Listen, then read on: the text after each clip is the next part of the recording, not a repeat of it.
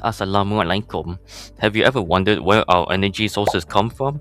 Or how much energy our appliances are actually consuming? Well, that is where energy literacy comes in. So, what exactly is energy literacy? Energy literacy is the understanding of the nature and role of energy in the universe, and more importantly, in our daily lives. It is more than just turning off the lights to save electricity bills. It is the ability to trace the flow of energy, understand its systemic impacts, and the ability to use that knowledge to solve problems and make critical decisions. But here's the catch: governments and corporations can't do it alone. The transition requires public cooperation as well. If people are not energy literate, they will not understand why we need to upgrade our grids, why they should invest in energy efficient appliances, or why supporting green policies matter. To demonstrate the public's understanding in energy literacy, I interviewed two people to see how much they understand it. When I say the word energy literacy, what is the first thing that comes to your mind? So when it comes to energy literacy, the first thing that comes to my mind are mostly electric bills, more mainly in kilowatt hour unit, how much electricity has been consumed from different separate electrical appliances, and how that can be summed up to an average consumption in a unit kilowatt hour.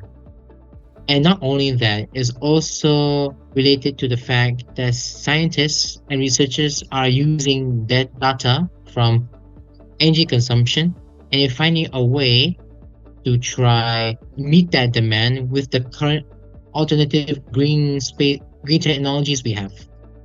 So If you when had to explain energy literacy to someone who has never heard the term, how would you describe it? How would I describe literacy to a person who never heard of it? So I would use layman terms. Do you know when you use all your equipment, when you use your vehicle, your car, or where do you get the power source from? So that is a source of energy to power up everything, every gadget that you use.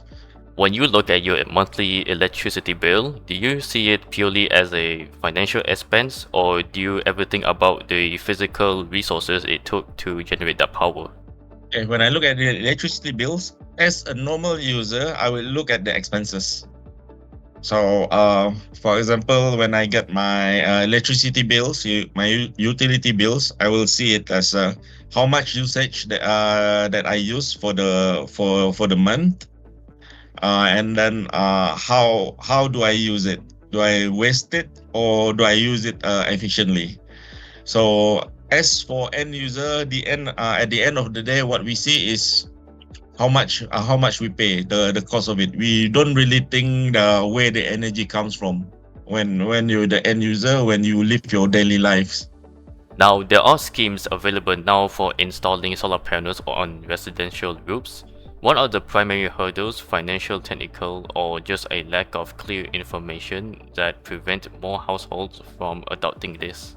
For that type of programs, the number one thing is always information. No, not everybody knows about it unless you do the research about it.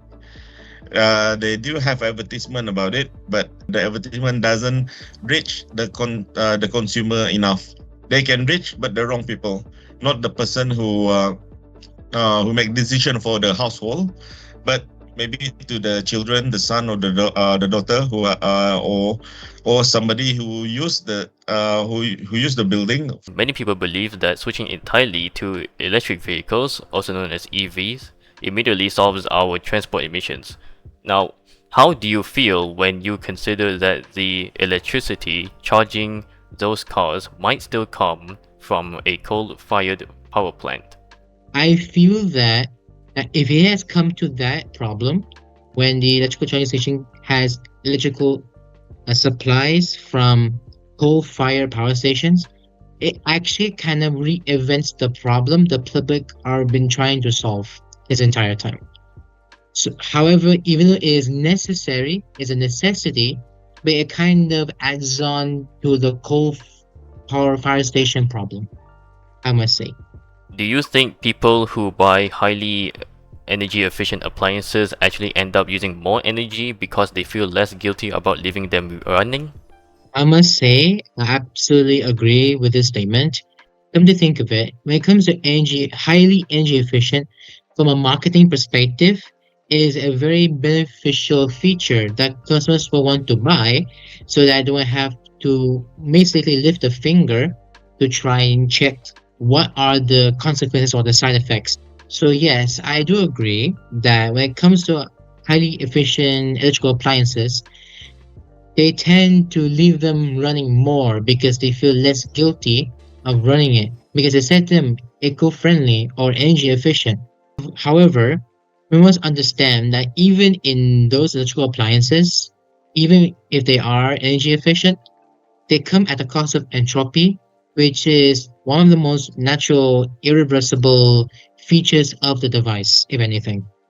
So entropy still happens. Not to say that they should not feeling guilty of it. However, they also have to be mindful of how long they run it. It also depends on the situation. I must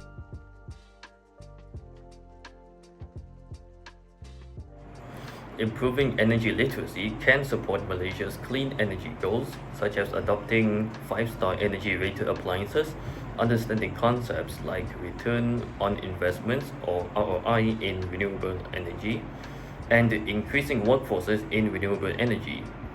Not only that, it can also encourage youth who are currently pursuing a career into investing in renewable energy as well. And that is all from me. Thank you.